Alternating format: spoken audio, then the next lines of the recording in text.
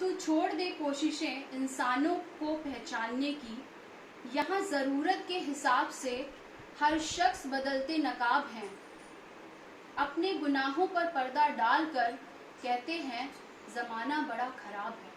मोदी जी, क्या आपके मन में जरा से भी पीड़ा, जरा से भी संवेदना उत्पन्न नहीं होती उन मजदूरों के लिए जो रेल की पटरियों पर कट गए, जो सड़कों पर हादसों का शिकार हो गए, जिनकी भूख इतनी बढ़ गई कि वो घास और रेत खाने को मजबूर हो गए। जिस समय भारत में कोविड महामारी का आगाज हुआ, आपने लॉकडाउन के 6वें दिन ही पीएम केयर्स फंड का गठन कर दिया।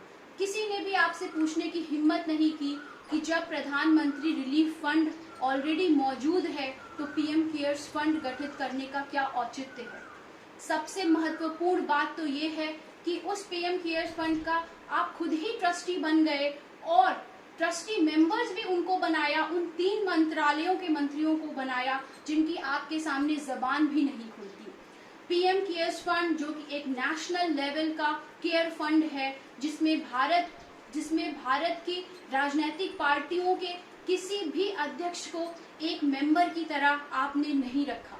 ऐसा क्या है जो आप छुपाना चाहते हैं? और हद तो तब हो गई कि जब जिस जनता के लिए आपने वो फंड बनाया है, उस जनता को ही इस जानकारी देने किसके बाहर कर दिया आपने, जब आपने पीएम केयर्स फंड को आरटीआई के दायरे से बाहर रख दिया।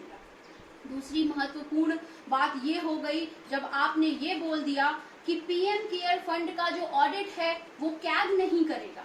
अगर ऐसा क्या है उस पीएम केयर फंड में जो कि आप छुपाना चाहते हैं, जो एक रहस्य है, जो वो भी नहीं जान सकते, जिनके लिए ये पीएम केयर्स फंड का गठन किया गया है। आज जनता जानना चाहती है कि जिस पीएम केयर फंड का गठन जनता की केयर के लिए हुआ है, अगर उसका उपयोग जनता की केयर के लिए नहीं हो रहा है तो फिर आखिर किसकी केयर के लिए हो रहा है? मोदी जी, अब ये जनता न आपके आंसुओं के बहकावे में आएगी, न आपके जुमलों के षड्यंत्र में फंसेगी, क्योंकि अब जनता जाग चुकी है और हर व्यक्ति आज आपसे ये पूछ रहा है, पीएम केयर्स फंड का हिसाब दो, पीएम केयर्स फंड का हिसाब दो।